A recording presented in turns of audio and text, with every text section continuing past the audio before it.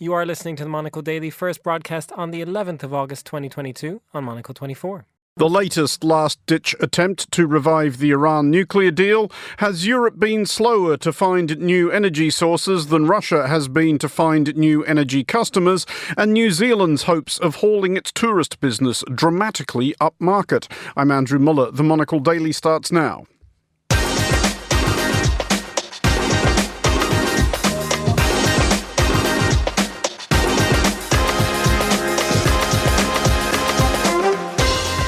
Hello and welcome to the Monocle Daily, coming to you from our studios here at Midori House in London. I'm Andrew Muller. My guests Nabila Ramdani and Stephen DL will discuss all the day's big stories, and our On This Day historical series will reflect on the perils of trying to be funny when you're President of the United States. Stay tuned, all that and more coming up right here on the Monocle Daily.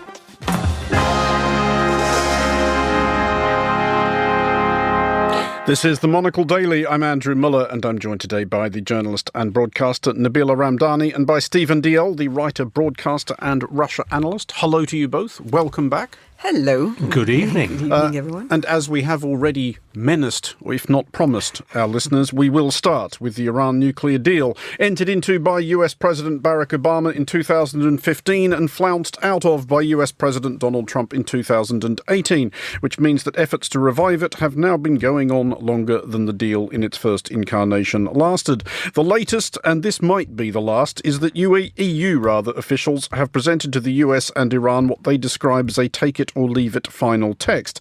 In an entrancing subplot, meanwhile, the US Department of Justice has laid charges against a member of Iran's Islamic Revolutionary Guard Corps pertaining to an alleged plot to assassinate former National Security Advisor John Bolton. Stephen, let's assume that we are here in the last-ditch take-it-or-leave-it stages of this. Do we imagine that ultimately Iran is actually going to decide, all right, we've had as much fun with this as we're going to be able to, let's sign up? The language that's come out so far suggests that it's not definite that they're going to do that. For example, they said, well, the EU doesn't have the authority to put forward a final agreement. And, we're going to have to look at it very carefully. So that suggests that either they're playing games and then they're going to turn around and say, yes, OK, we'd like to have a deal because we'd like sanctions to be eased. Or they may just say, we don't care what you think, and we're going to carry on as we like with our nuclear program. Because, Nabila, there have always been, I think, various levels of bluff, double bluff and counter bluff going on around this deal. And one of the key questions to which I'm not sure anybody has an entirely satisfactory answer, possibly not even the Iranians themselves, which is, does Iran actually, deep down where it lives, want a nuclear weapon? I mean, surely they would understand that for them it would cause at least as many problems as it might solve. Well, let's put it that way. I mean, Iran officials are determinedly abandoning their nuclear program altogether. And they essentially claim that it's for civilian use, and it's perfectly right and proper to have a nuclear program as other countries have, not least of all in the region where Iran is. But let's not be under any illusion that this situation is horrendously complicated. Patience is very obviously running very thin on both sides. Iran wants to expand its nuclear program, and in return, they want a downscaling of, the other side, they want to downscale. He wants an ease on the sanctions imposed on the country, imposed by the West in general, the US, the UN, the EU, pretty much everybody is imposing sanctions on Iran at the moment. As you said, the deal was famously or infamously abandoned by Donald Trump and his administration. But it's very clear that the EU is determined to have the two sides, meaning essentially the US and Iran, working together. Now, there seems to be different conflicting stories coming out of that Vienna conference. The EU is claiming that they're very, very close indeed to sealing a deal. Well, Iran is very much like, oh, hang on a minute, we don't like certain clauses in it. And the EU is saying, well, you can't, agree with 20 pages and reject one page. You have to agree to the whole package. Otherwise, it's not going to work for everyone involved. So it's it's a very fraught fraught situation. Indeed, it is that, Stephen. We will be talking a bit later in the show about the merits or otherwise of extremely blunt diplomatic language. Are we reaching the point at which there might be a case for it here? As in, how big a risk would the other parties to the deal be taking if they said to Iran, not merely take it or leave it, but seriously, all right, then fine. You can spend the rest of your life buckling under sanctions, and if you try and build a nuclear weapon, see how that goes for you. That is an approach they could take. It's an approach that certain Americans might take, but I can't see the European Union doing that. And of course, one of the reasons being that the European Union is not a country, and therefore each of the individual countries might have different opinions on that. But it is the European Union that seems to be saying, oh yeah, we've got a deal. Whereas, as Nabila says, the Iranians are saying, well, I'm not sure we have. So I wouldn't hold my breath on this one. I also get the impression, obviously, because I'm a Russia watcher, and I've often quoted the phrase that, Russia is like Millwall Football Club in South London, whose phrase is, you don't like us, we don't care. And it seems to me that could be applied to Iran as well. Well, indeed so.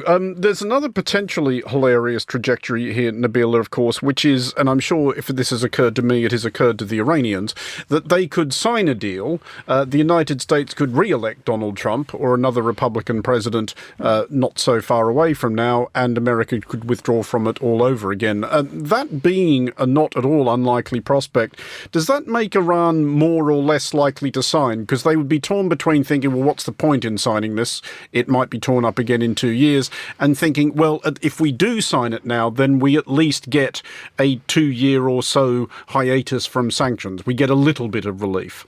Well, I think the priority for Iran is obviously to get some relief from the sanctions. It's a country that wants to move on, catch up with the rest of the world, and those sanctions are crippling. And as usual, sanctions are hit ordinary people the hardest, not necessarily regimes or governments we disagree with.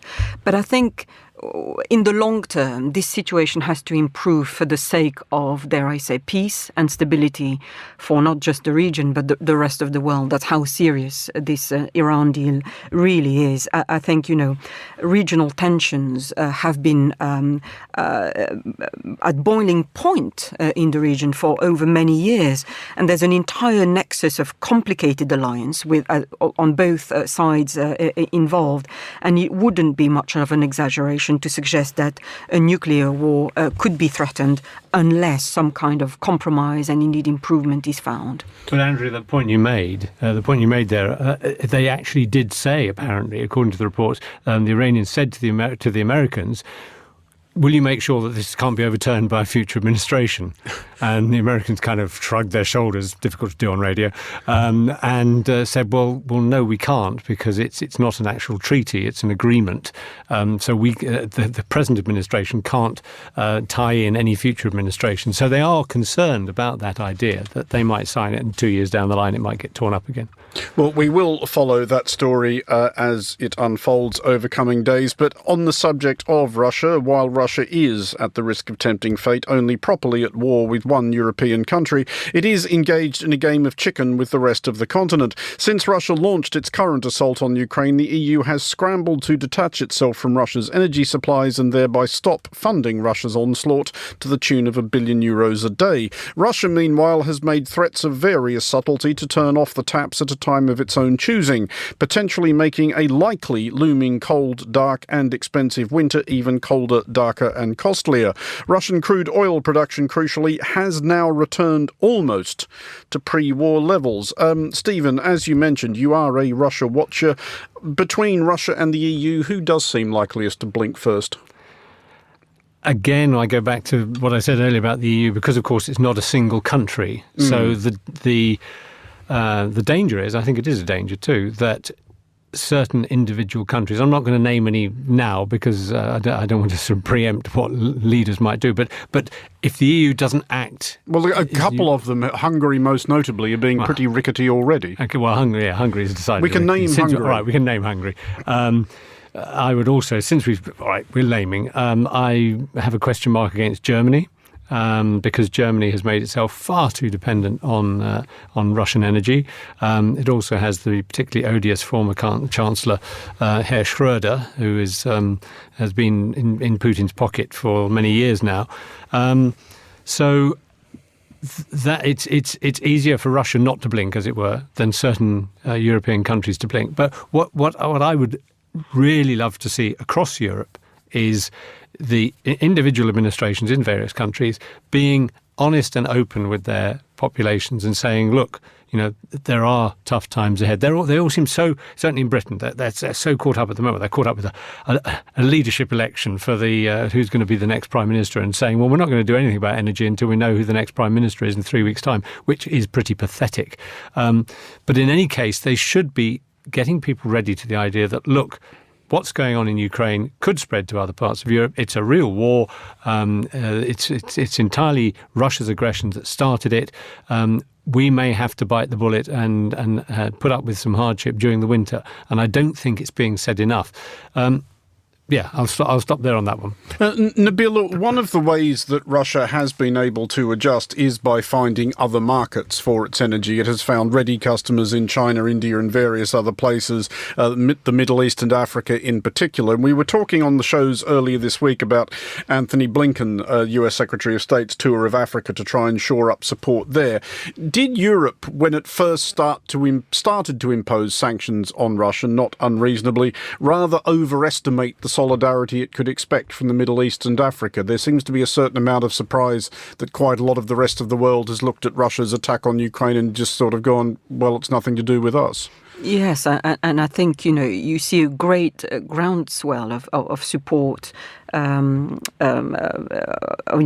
amongst public opinion in the West, that Russia is on the retreat and that the sovereign state of Ukraine is resisting successfully with all its might.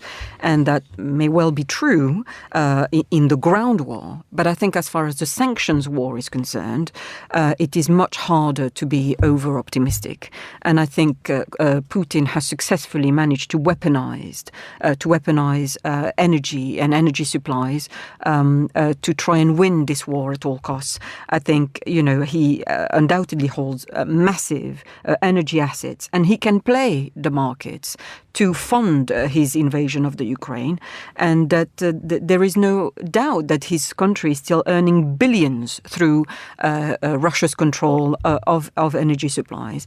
And meanwhile, what we're seeing in Europe is that Europe is getting into huge difficulties as sanctions against Russian crude oil, for example, start to bite in. And it seems to actually be the reverse, that effectively Europe is being punished rather than Russia. And it seems that the people suffering the most from all this are Western Europeans. We've seen how UK energy prices are well on the way towards jumping by 75%, while in Germany, utility companies are already warning of 100% increases once the summer ends and we move towards the summer. So, I think, the weaponization of energy supplies by Putin has proved quite successful. But this is why the Western countries need to be so strong, because this is not simply a financial question. Putin might be getting billions of dollars a day for his energy, or $1 billion a day probably, but that doesn't provide him with more weaponry, because the sanctions that are really biting are the ones that provide the clever gadgets, the chips and so on, which actually Russian weaponry production is now dependent on. And so they've run short of particularly their clever weapons that Putin's been boasting about so much in recent years. They've resorted to a lot of Soviet-era equipment, both in terms of the tanks and the artillery and the shells that the artillery fire and so on. And they have got a problem. So that's number one. There's a problem with the weaponry, however much money they've got, and that's not going to go away if sanctions remain as they are. And also, something which I have said a million times before, the thing that has always frightened Putin most of all is an uprising from below. And what is happening, particularly with the younger generation, the urban younger generation in particular, is that they are now missing out on the things that they came to know and love in recent years. It's been 30 years since the collapse of the Soviet Union, and so they got used to living in many ways, in the urban centres, certainly Moscow, St. Petersburg, Ekaterinburg, the biggest cities, they got used to having their creature comforts like their Western counterparts, and now they haven't got them. And the longer that goes on, that spreads discontent amongst people. So he still has a problem with his population. What I would say, however, is that the nature of warfare, has changed. It's not just a matter of an army defeating another army. And those tactics that Putin is using towards, with energy supplies, he's doing the exact same thing with wheat supplies. He's obliterating everything he possibly can in Ukraine, including its wheat and grain supply. Ukraine used to be the wheat basket of Europe. Well, not anymore. And dare I say, there's nothing new in these horrendous tactics. Starvation tactics have been used in conflicts such as Yemen, Afghanistan, and the common factor is that there is a total war going on, and one side wants to win at all costs, and therefore resorts to that kind of sinister, tactics. And the only solution is the end of the war. It's to find a way to stop the two sides fighting. And it's a truism, but that's the only way, to move on from this conflict. Otherwise, it could turn into a war of occupation. Russia could have boots on the ground for years to come. Just a final quick thought on this, Stephen, and just going back to what you were saying about how a certain cohort of Russian society, those middle-class urbanites, have got used to a sort of modern 21st century idea of living these last couple of decades. Do you think Putin might be perhaps mistaken if he's banking on this idea of the stereotype of Russians having a much greater inherent ability to absorb hardship than these soppy milquetoast Western Europeans? I think he is. Certainly the older generation, the old Soviet generation, but of course, they're kind of in their 60s and 70s, many of them now, if they're still alive, because the Russians don't tend to live terribly long. But they are still, they say, yes, our grandparents and parents got through the war and we will get through as well. But the younger generation is different. And that is something that I think he's wary of. Also, for example, the fact that he hasn't declared it as a war. I know he said at the start it's a special military operation. Yeah. Well, one reason why he hasn't declared it as a war, because if he declared it as a war, that's a real shock to people. Oh my God, we are actually at war. He could then have a mass mobilization, but he doesn't know how that mass mobilization is going to go. There have been significant instances already of serving soldiers either refusing to go back to Ukraine, refusing to go to Ukraine. The National Guard, which he's set up as a kind of almost a militarized police force within the country, there have been many instances where they've said, well, we're not going there. That's not what we're here for. We're here to look after the security inside the country. So there has been dissent, if you like, in that sense. And he doesn't know how deep that is or how far that might go. Stephen Diel and Nabila Ramdani, thanks for the moment. We will have more from you later in the show, but now on The Daily, it is time for our On This Day historical segment, which this week reflects on what can nearly go very badly wrong when a president of the United States tries to be funny.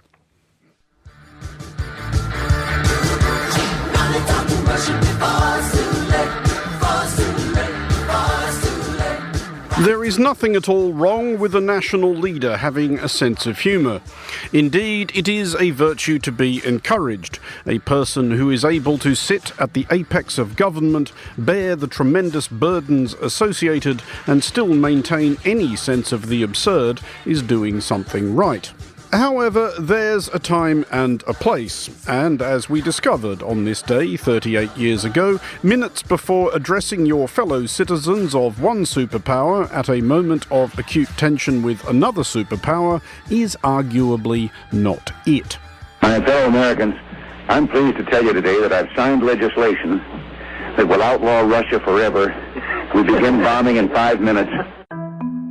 On the morning of August 11th, 1984, US President Ronald Reagan was holidaying at his California ranch, but nevertheless preparing to record his weekly radio address. The sound engineers from National Public Radio had asked him to say something to test the levels. Reagan was neither the first nor last person in such a position to amuse themselves and the audio crew by saying something that they would not say into a microphone they knew to be live. Reagan did this kind of thing pretty frequently and cannot have been entirely surprised when this particular quip leaked. A couple of years previously, in similar circumstances, preparing to deliver a measured critique of Poland's then military dictatorship, he'd warmed up by saying, "My fellow Americans, the leaders of the Polish government are a bunch of no-good, lousy bums." Which, while it was accurate in every respect, is not really the sort of rhetorical platform upon which lasting détentes can be built. However, there was no real reason to care circa the early 1980s what Poland thought about anything, given that Poland of that period did not think anything it had not been given permission to think by the Soviet Union. But there was a great deal of reason to care circa the early 1980s what the Soviet Union thought. TASS, the Soviet news agency, conveyed the Kremlin's displeasure with Reagan's joshing thus. This kind of behavior is incompatible with the great responsibility borne by heads of nuclear states for the destinies of their own people and mankind. The media of the United States' European allies was scarcely more impressed, much of the reporting of Reagan's gag suggesting that here was proof, where it needed, that Reagan struggled to distinguish the real world from the hack westerns in which he had once starred. You wanted law and order in this town. You've got it. I'll shoot the first man who starts for those steps. And it might have been worse. A few months later, NBC News reported that a few days after Reagan's jape had emerged, an officer serving in the Soviet Union's Far Eastern Command in Vladivostok had transmitted a coded message which informed Soviet forces that they were now at war with the United States. The code was instantly broken by U.S. and Japanese intelligence. This is what then happened. A special command unit in Ussurisk went on wartime alert. Mercifully, it seems to have occurred to a good few Soviet Navy captains to call back to base, asking variations on "where what now?" and to US forces to wait and see if the Soviets did anything launchy before they got too excited. Within 30 minutes, the alert was rescinded, amid some suggestion that there may have been an almost heartwarmingly prosaic reason for it. One senator said the alert must have been a joke. A congressman said it was Russia's way of answering the president. Most officials said no comment, though one did speculate that the Russian might have been drunk. And who among us has not had a few scoops with lunch and returned to the office vowing to rain hellfire upon our enemies? On this day in 1984, still with me on the Daily are our guests Nabila Ramdani and Stephen Diel. I did want to expand a little bit on some of the themes raised in that bit.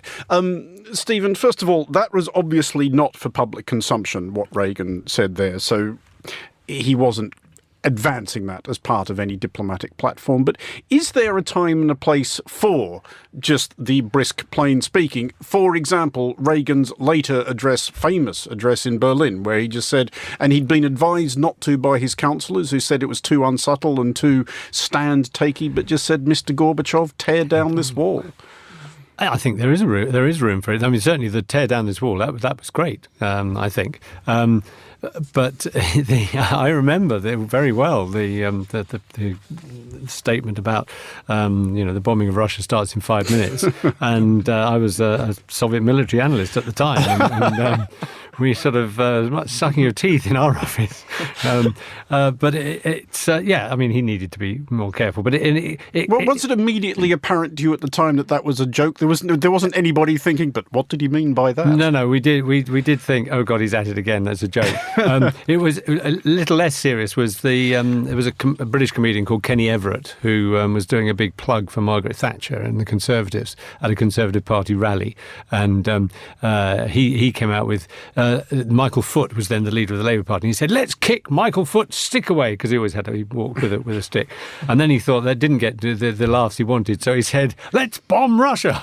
But at least he was a comedian, so that wasn't so serious. But but these throwaway comments, I think the one I've always gone back to as disastrous, not in terms of the nuclear sense, but for business, was the famous comment by Gerald Ratner, who ran a chain of jewellery stores very successfully. He was a multimillionaire. He had about, I think, over 200 stores around Britain, and was asked to give an after-dinner speech. And he got up and he said, well, of course, what we sell in our stores is all crap.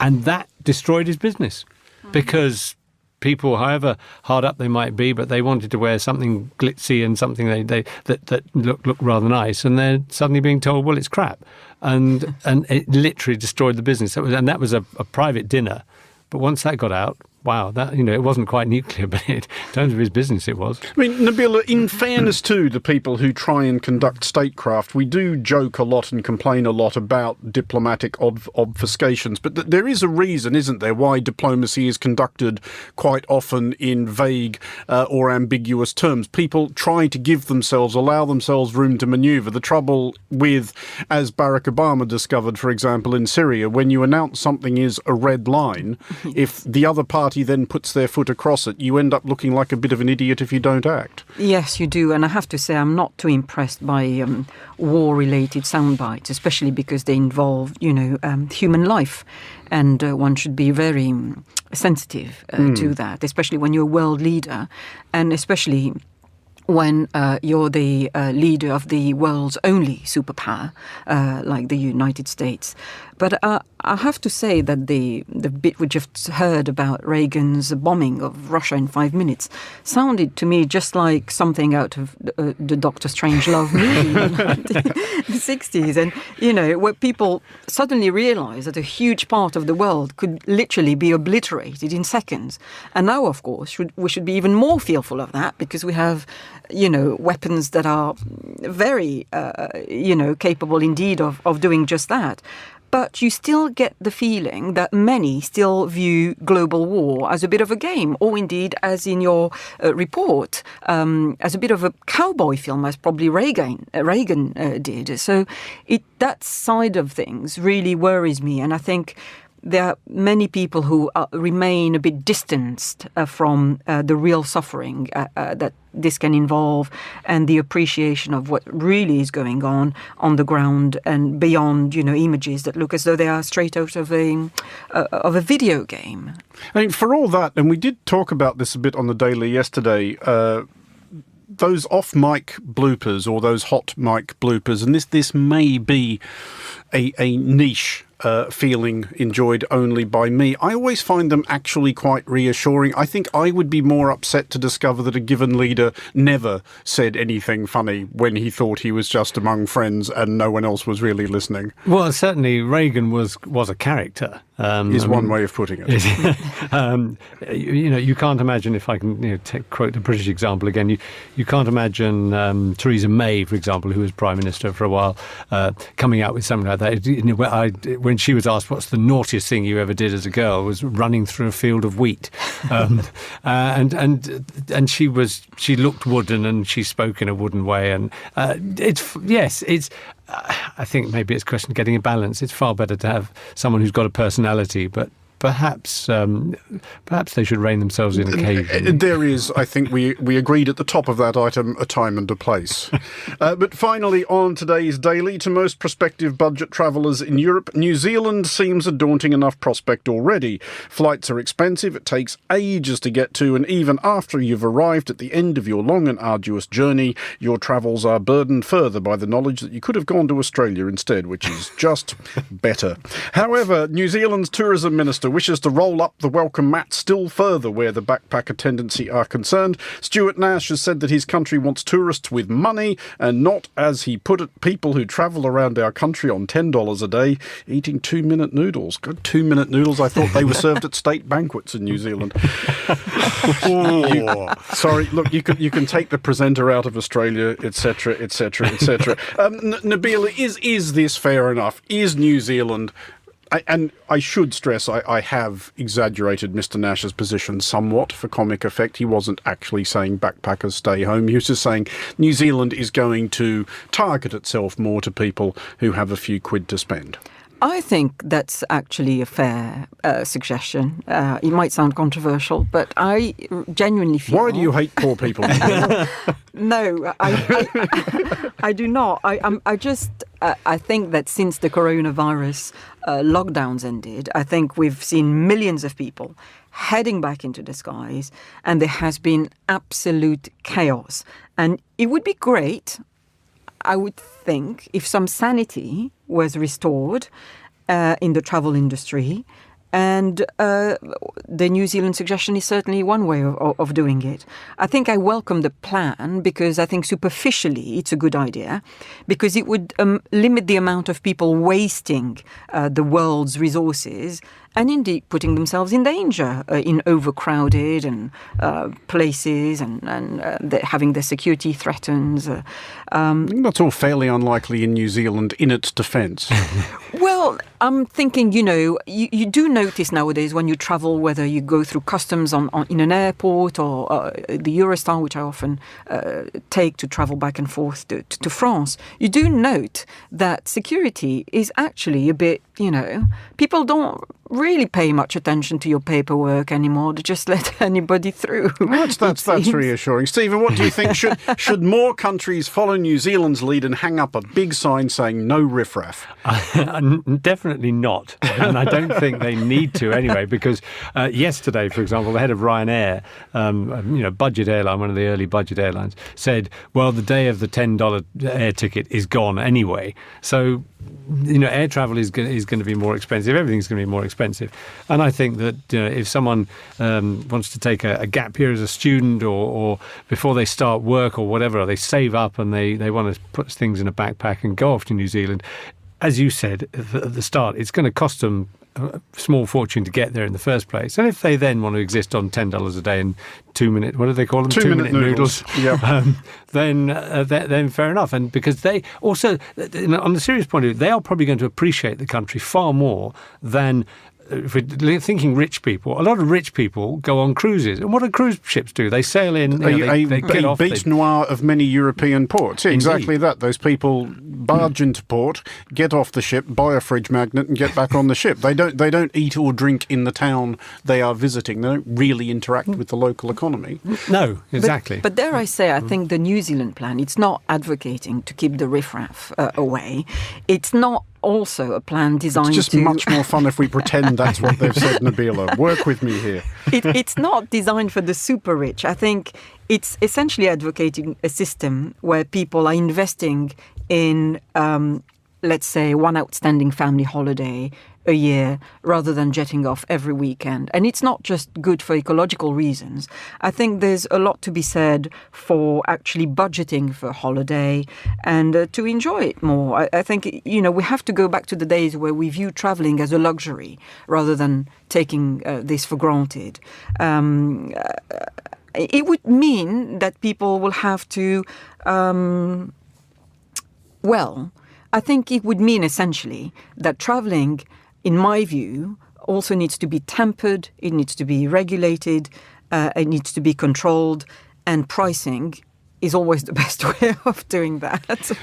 But on the subject of investment, this is where, if I may attempt to make a semi-serious point, is where I think New Zealand might be getting this wrong, because I submit, Stephen, that it's perfectly possible that you might go to New Zealand or indeed to any country as a young person with a backpack, and you might spend your $10 a day eating 2 minute noodles, and you might form positive associations with that country. You might think fondly of that country as you grow older and ideally more prosperous, and you might come back a few decades down the track with a few quid in your pocket and a bit more to spend. You might even do that, or you might even say this is such a wonderful place. I know you wouldn't, but I mean, some people might say it's such a wonderful place.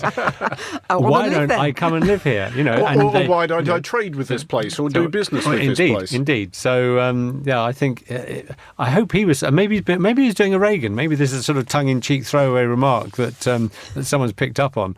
I don't think so. I did just want to ask you both finally, and I will ask you first, Nabila. I mean, I'm going to admit that a couple of times when I was much younger, I did do the thing of basically schlepping around Eastern Europe and the Middle East with a backpack, pretty much on $10 a day and a diet of 2-minute noodles or the local equivalents. Have you ever done any such thing? No, for the simple reason that I was never allowed to do that by my very, let's just say, caring parents. Caring is a good word. That was the right euphemism to reach for there. Stephen, what about you? Did you ever back in the day drive a VW combi van from London to Kathmandu? No, I didn't. Well, but what I did do is something that you very rarely see these days. I hitchhiked all the way down through France, down to Spain. Was away for 3 weeks, so it's not a great journey. But I felt I'd achieved something as a 19 or 20-year-old, I think.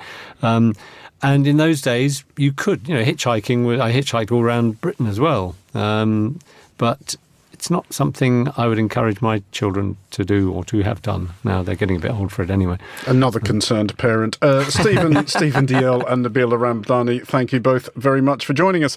That is all for this edition of the Monocle Daily. It was produced by Chris Chermack and researched by Lillian Fawcett and Tamsin Howard. Our sound engineer was Adam Heaton, with editing assistance from Emily Sands.